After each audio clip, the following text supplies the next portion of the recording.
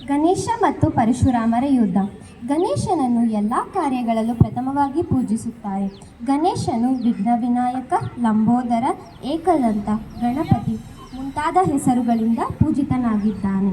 ಪರಶುರಾಮ ಭಗವಾನ್ ವಿಷ್ಣುವಿನ 6ನೇ ಅವತಾರ ಪರಶುರಾಮರು.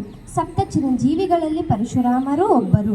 ವಿಭಿನ್ನ ದಿವ್ಯಾಸ್ತ್ರಗಳ ಪ್ರಯೋಗದಲ್ಲಿಯೂ ಪ್ರವೀಣರಾಗಿದ್ದಾರೆ. ಪುರಾಣದಲ್ಲಿ ಗಣೇಶ ಮತ್ತು ಪರಶುರಾಮರ ಯುದ್ಧ ಮಾಡುವ ಒಂದು ಪ್ರಸಂಗವಿದೆ. ಈ ಪ್ರಸಂಗದ ಕುರಿತು ಒಂದು ಕಿರುನೋಟ. ಕೈಲಾಸದಲ್ಲಿ ಶಿವನು ಧ್ಯಾನ ಮಾಡುತ್ತಿರುತ್ತಾರೆ. ಅಲ್ಲಿ ನಡೆದ ಒಂದು ಪ್ರಸಂಗ. ಶಿವನು ಧ್ಯಾನದಲ್ಲಿ ಮಗ್ನರಾಗಿದ್ದಾರೆ. ಆಗ ಅಲ್ಲಿಗೆ ಪಾರ್ವತಿ ಮಾತೆ ಗಣೇಶನನ್ನು ಕರೆದುಕೊಂಡು ಬರುತ್ತಾರೆ. ಪಾರ್ವತಿ: ಪುತ್ರ ಗಣೇಶ, ಮಹಾದೇವರು ತಪಸ್ಸಿನಲ್ಲಿ ಲೀನರಾಗಿದ್ದಾರೆ. ಅವರ ಧ್ಯಾನಕ್ಕೆ ಅಡಚಣೆ ಉಂಟಾಗದಂತೆ ನೀನು ಕೈಲಾಸದ ದ್ವಾರದ ಬಳಿ ನಿಂತು ಕಾವಲು ಕಾಯಬೇಕು ಎಂದು ಹೇಳುತ್ತಾರೆ. ಆಗ ಗಣೇಶ: ಆಗಲಿ ಮಾತೆ, ನೀವು ಚಿಂತಿಸಬೇಡಿ, ನಾನು ಕಾವಲು ಕಾಯುತ್ತೇನೆ ಎಂದು ಹೇಳುತ್ತಾರೆ. ಗಣೇಶ ಕೈಲಾಸದ ದ್ವಾರದ ಬಳಿ ಕಾವಲು ಕಾಯುತ್ತಿರುತ್ತಾನೆ. ಆಗ ಅಲ್ಲಿಗೆ ಮಹಾದೇವರ ದರ್ಶನ ಪಡೆಯಲು ಪರಶುರಾಮರು ಬರುತ್ತಾರೆ. ಗಣೇಶ: ಹೇ ಬ್ರಾಹ್ಮಣ ದೇವ, ಕೈಲಾಸದಲ್ಲಿ ಶಿವನು ಧ್ಯಾನದಲ್ಲಿ ಮಗ್ನರಾಗಿದ್ದಾರೆ. ಆದ್ದರಿಂದ ಯಾರೂ ಶಿವನ ದರ್ಶನ ಪಡೆಯಲು ಸಾಧ್ಯವಿಲ್ಲ. ಪರಶುರಾಮರು: ನಾನು ಶಿವನ ಪರಮಭಕ್ತ, ನನ್ನನ್ನು ತಡೆಯಲು ನೀನು ಯಾರು? ಗಣೇಶ: ಹೇ ಶಿವಭಕ್ತ, ನಾನು ಮಹಾದೇವ ಪಾರ್ವತಿಯರ ಮಾನಸ ಪುತ್ರ. ನನ್ನ ತಾಯಿ ಕೈಲಾಸಕ್ಕೆ ಯಾರನ್ನೂ ಬಿಡಬಾರದೆಂದು ಆಜ್ಞೆ ಮಾಡಿದ್ದಾರೆ. ಅವರ ಆಜ್ಞೆಯನ್ನು ನಾನು ಮೀರಲಾರೆ. ಪರಶುರಾಮ: ಇದಕ್ಕೂ ಮೊದಲು ನಿನ್ನನ್ನು ನಾನು ಕೈಲಾಸದಲ್ಲಿ ನೋಡಿಲ್ಲ. ನೀನು ಸುಳ್ಳು ಹೇಳುತ್ತಿರುವೆ, ದಾರಿ ಬಿಡು, ನಾನು ಮಹಾದೇವರ ದರ್ಶನ ಪಡೆಯಬೇಕು.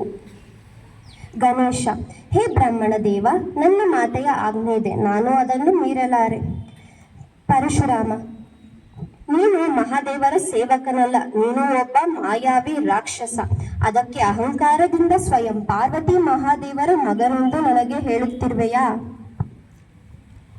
ಗಣೇಶ: ಹೇ ಶಿವಭಕ್ತ, ನಿಮ್ಮ ಕೋಪವನ್ನು ಹಿಡಿತದಲ್ಲಿ ಇಡಿ. ಒಂದು ವೇಳೆ ಮಹಾದೇವರ ಧ್ಯಾನ ಭಗ್ನವಾದರೆ 3 ಲೋಕಗಳಲ್ಲಿ ಪ್ರಳಯವಾಗುತ್ತದೆ. ಪರಶುರಾಮರು: ನೀನು ಸುಮ್ಮನೆ ಮಾತನಾಡಬೇಡ.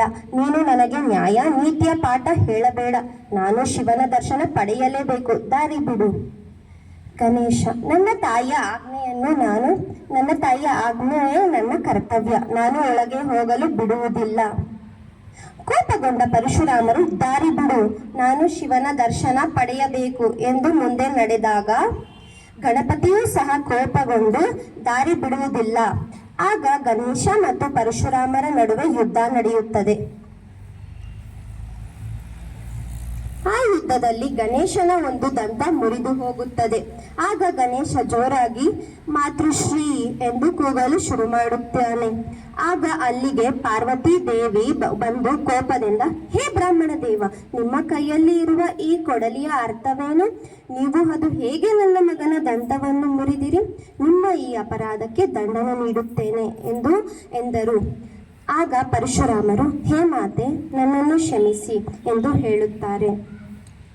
ಆಗ ಅಲ್ಲಿಗೆ ಬರುವ ಮಹಾದೇವರು: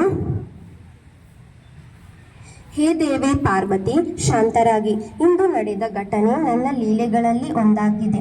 ಈ ಘಟನೆ ಕಾಲಚಕ್ರದ ಮಹಾನ್ ಘಟನೆಗಳಲ್ಲಿ ಒಂದಾಗಿದೆ.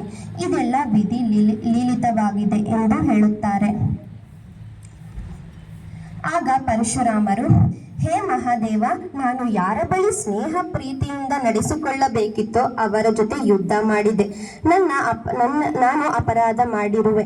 ಗಣೇಶ, ನೀನು ನನ್ನನ್ನು ಕ್ಷಮಿಸಿ ಎಂದು ಹೇಳುತ್ತಾರೆ. ಆಗ ಗಣೇಶ: ಹೇ ಋಷಿವರ್ಯ, ನಿಮ್ಮ ಜೊತೆ ಯುದ್ಧ ಮಾಡಿ ನಾನೂ ಸಹ ತಪ್ಪು ಮಾಡಿರುವೆ. ನನ್ನನ್ನು ನೀವು ಕ್ಷಮಿಸಬೇಕು ಎಂದು ಹೇಳುತ್ತಾರೆ. ಪರಶುರಾಮರು: ಗಣೇಶ, ಈ ಯುದ್ಧದಲ್ಲಿ ನಿಮ್ಮ ಒಂದು ದಂತ ಮುರಿದು ಹೋಗಿದೆ. ಆದ್ದರಿಂದ ಇಂದಿನಿಂದ ನಿಮ್ಮನ್ನು 3 ಲೋಕಗಳಲ್ಲಿ ಏಕದಂತ ಎಂಬ ಹೆಸರಿನಿಂದ ಪೂಜಿಸುತ್ತಾರೆ ಎಂದು ಹೇಳುತ್ತಾರೆ. ಅಂದಿನಿಂದ ಗಣೇಶ ಭಕ್ತರು ಗಣೇಶನನ್ನು ಏಕದಂತ ಎಂಬ ಹೆಸರಿನಿಂದ ಪೂಜಿಸುತ್ತಾ ಬಂದಿದ್ದಾರೆ. ಧನ್ಯವಾದಗಳು.